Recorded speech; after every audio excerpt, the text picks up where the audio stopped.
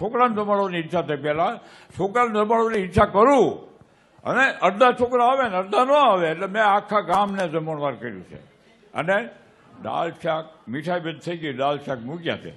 ક્યાં તમે આવ્યા બાપુ? મેં ક્યાં બોલાવ્યા હતા તમને? તમે આવી ગયા. મેં એમ નક્કી કર્યું હતું કે હનુમાન દાદાને થાળ ધરવા જાય પછી જમાડી જ બાળકોને. મારો હનુમાન અહીંયા આશ્રમે આવ્યો, હવે મારે થાળ ધરવા હનુમાન દાદાને નહીં જવું પડે. અને હંસદાસ બાપુએ તેથી બજરંગદાસ બાપુને થાળ ધર્યો, હનુમાન દાદાને થાળ ધરવા ન ગયા. એને બજરંગદાસ બાપુમાં હનુમાન દેખાડા. બજરંગદાસ બાપુમાં એ કોઈ પોતે નથી કીધું કે હું હનુમાન છું એમ, પણ હું મારી દ્રષ્ટિમાં મને એમ હનુમાન લાગે છે. હંસદાસ બાપુની દ્રષ્ટિમાં હનુમાન લાગે, મને તમને બધાને હનુમાન દાદાના દર્શન થયા એમ લાગે છે. પછી બધા જમી ગયા, બાપા જમી ગયા. પછી હંસદાસજીને બાજુ બોલ્યા, બાજુ બોલાવીને વાહમાં ધબ્બો બેઠ્યો. હંસદાસ, તને ભગવાનના દર્શન થઈ ગયા છે કે બાપુ? 200 પુસ્તકો 300 પુસ્તકો વાંચ્યા પણ હજી ભગવાનના દર્શન નથી થયા. એક પુસ્તક વાંચું ને 300મું, ત્યાં એક 300 પહેલું પુસ્તક વાંચું ને એમાં એમ લાગે કે આમાં સાચું છે, ઓલું ખોટું છે. હજી અટવાણો છું બાપુ, હજી ભગવાનના દર્શન નથી થયા. એ ધર્મ તો સમજાઈ ગયો છે બાપુ, ભગવાનના દર્શન નથી થયા, ધર્મ ક્યાંથી સમજાય? હવે તમે અહીંયા આવ્યા છો એટલે મને એમ લાગે છે ભગવાનના દર્શન થઈ જાય અને મને ભજને સમજાઈ જાય, ધર્મે સમજાઈ જાય. એ બાજુમાં બેહારી ધબ્બો મારી કીધું, હંસદાસજી ફરજી ધર્મ. પછી બીજો ધબ્બો માર્યો, હંસદાસજી સત્ય ઈ જ પરમેશ્વર. એટલે બજરંગદાસ બાપુએ એક ભજન બોલ્યા, ગોવિંદની ગોતણે ચડીશમાં જીવડા ગોવિંદ ગોચો નહીં જડે. લખ્યા છે લેખ તો એની જાણે આવીને મળે. એટલે મારે તમારે સત્યમાં પરમેશ્વરના દર્શન કરવાના અને ફરજમાં ધર્મના દર્શન કરવાના. આ જે બે આવડી જાય. અને તુલસીદાસજીએ કીધું, મેં ઓર મોર તોર સબ માયા, હું પણ અને આ મારું આ તારું ઈ જ માયા. એમાંથી આપણે મટી જાય. બજરંગદાસ બાપુના ચરણો સેવકો છીએ આપણે. બજરંગ બાપુના ચરણોમાં આવ્યા છીએ.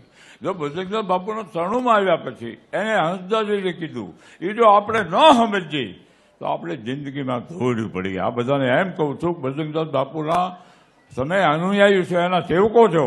એના સેવકો નહીં, એ ભલે ગમે એમ કે, પણ આપણે એના શિષ્યો થઈ. હું તો કહું કે બજરંગદાસ બાપુનો શિષ્ય છું. મને મારો ગુરુ બન્યા હોય કે ન બન્યો હોય, મારા એના શિષ્ય બનાવ્યો હોય કે ન બનાવ્યો હોય, પણ મેં એને ગુરુ બનાવ્યા છે. એટલે જે બજરંગદાસ બાપુના સેવકો છે ને, એ બજરંગદાસ બાપુ એના ગુરુ 1000%.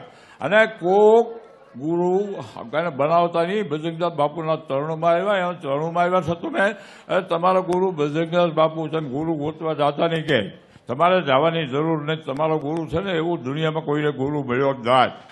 હા, મને દેખાડી ગયો. તમને કહું, એક બહુ આનંદની વાત છે. બજરંગદાસ બાપુના આશ્રમ વતી અયોધ્યામાં અન્નક્ષેત્ર ચાલુ થઈ ગયું આજ, અને હજારો માણસો જમે છે. કાલે મુહૂર્ત હતું, મુહૂર્ત આજ છે, પણ કાલે એના નમૂના માટે ચાલુ કર્યું હતું. એટલે 2000 5000 માણસ કાલ જમ્યું. આ તો કદાચ 50,000 નથી. અહીંયા જેમ હરિહરના આંકડા બોલે છે ને, એમ અયોધ્યામાં બોલે છે હરિહરના આંકડા બજરંગદાસ બાપુના નામના.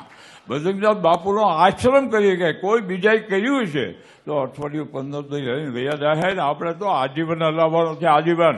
રામ મંદિરને દર્શન કરવા આવે, હિન્દુસ્તાનના ગુજરાતના હોય કે હિન્દુસ્તાનના કોઈ પ્રાંતના હોય, એને પ્રસાદ લેવડાવવાનો છે. અને અમારા સ્વયંસેવકો બધા રામલલ્લાના દર્શન કરવા જવાના છે. બજરંગદાસ બાપુના સ્વયંસેવકો છે 50,000. એ 50,000ને બજરંગદાસ બાપુના ઈષ્ટદેવ ભગવાન રામના દર્શન કરવા પડશે અને કરાવવા છે. આશ્રમ કરાવશે એને. આશ્રમ એને ટિકિટ વાળો આપશે જવા આવવાનો, બાકી જ્યાં વાપરવાના પૈસા એના. પણ આપણે 50,000 સ્વયંસેવકો છે ને, 50,000 સ્વયંસેવકોને બજરંગદાસ બાપુના ઈષ્ટદેવના દર્શન કરાવવાના છે. એમાં દીકરીઓ છે. બજરંગદાસ બાપુના આશ્રમમાં 500 વાળા દીકરીઓના છે મિત્રો, એના તપને ભજનના હિસાબે 500 વાળા. એક વાળામાં 40-50 દીકરીઓ. અને 2000 વાળા જુવાનોના છે, 15 જિલ્લાના માણસો, એને હિસાબે જોખમે આવે છે. આશ્રમમાંથી ટિકિટ ભાડું માગવાનું નહીં, ટેક્સીનું ભાડું માગવાનું, ડીઝલ માગવાનું નહીં, અને કદાચ ડીઝલ માગે તો એને કેન્સલ કરવાનું, એને વારો નહીં આવવાનો કોઈની. આ કડક કાયદો છે. અને બજરંગદાસ બાપુના આશ્રમમાં જે સેવા કરે, સ્વયંસેવકો સેવા કરે છે. અને હું વહીવટી વડો છું, માનો ને, મારા અંડરમાં સ્વયંસેવકોના હેન્ડલિંગ જે કરે છે એ આશ્રમને ગાળો આપતા નથી, આશ્રમમાંથી 1 રૂપિયો લેતા નથી. મને કહેવા જેવો કુંભમાં કરોડો રૂપિયાનો ખર્ચો કરીએ છીએ, એ મારે કહેવાય નહીં, પણ અમારે હિસાબે જોખમે આશ્રમમાંથી 1 રૂપિયો હજી સુધી લીધો નથી. કોઈ જ્ઞાતિ એવી નથી કે બજરંગદાસ બાપુના સ્વયંસેવકોએ એની સેવા ન કરી હોય. કોઈ સાધુ એવો નથી કે એના સંપ્રદાયની સેવા બજરંગદાસ બાપુએ ન કરી હોય. હમણાં એક તાજું છેલ્લું ઉદાહરણ તમને આપું. એક ભરવાડના લગ્ન હતા, ભરવાડમાં એને 3,500 દીકરીઓ, રમેશ ઓઝાની કથા અને શિવપુરી બપોરો ભંડારો, આપણે 15,000 માણસો 15 દી રહ્યા, 15 દી કાંઈ લીધું નહીં. અને જે ભરવાડ હતો એને કીધું, મને ફોનમાં રોતા કીધું કે બજરંગદાસ બાપુના સ્વયંસેવકો ન હોત ને તો હું ભૂંડો લાગત, બધા 300 કરોડ રૂપિયા એકલાય કરી ગયા. આપણે ખીચામાંથી હાથ નાખી અને છોકરા માગે ને પાછું તો દચ્યું કરિયાવાળો નચાવી જતો ને, એ જોઈને પાછું કાઢીએ અને પાછું છોકરા આપી, દચ્યું માગે. હવે ઓલા 300 કરોડ રૂપિયા કરી ગયા. હા, ગુરુ મહારાજને પાછળ કુરબાન થઈ ગયો, સમર્પિત થઈ ગયો. અરે તમે સમર્પિત થઈ જાય, કુરબાન થઈ જાઓ. બજરંગદાસ બાપુ તમને કુરબાન થઈ જવા નહીં જોઈએ, પણ ભાવના રાખો કુરબાન થઈ જવાની, સમર્પિત થઈ જવાની. આ બધા બેઠા છે. અને આજે 47મી પુણ્યતિથિ, 47 વર્ષ વહી ગયા બજરંગદાસ બાપુને આપણે શરીર છોડ્યું. અને આપણે જ્યારે શરીર છોડીએ ને ત્યારે શોક કરે, બધા રોવા મળે.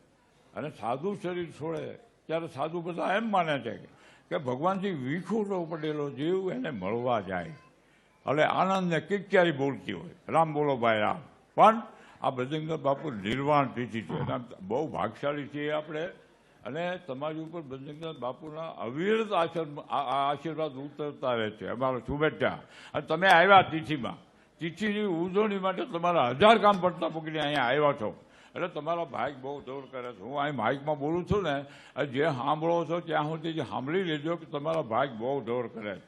અહીં બાજુમાં બેઠા એના એકલાના નહીં, તમારા આમ છેડે બેઠો ને એના આની કરતાં વધારે દોડ કરશે. અમારી શુભેચ્છા. અને બધાને વિનંતી, પ્રાર્થના હજી કરું છું, બધા પ્રસાદ લઈને જાજો. તિથિની 47મી તિથિની પ્રસાદી લઈને જાજો બજરંગદાસ બાપુની, અને હાથ સુધી રોકાજો. અને આજે રાતના ભજનનો પ્રોગ્રામ છે, અહીંના જ ભજનીકો છે. આપણે કોઈ કલાકારોને, બહુ સારા કલાકારો બોલાવતા નથી. આ ભજન બજરંગદાસ બાપુને ગમે ને એવા જ ભજનીકોના ભજન છે. અને માઇકથી ભજન બોલશે, પણ સાંજી જાય રામસાગરમાં બોલવાના, સાંજ નહીં જાય ગઈ, આપણે એની જરૂર નથી. અને આ દીકરીઓ આરતી ઉતારશે હવે.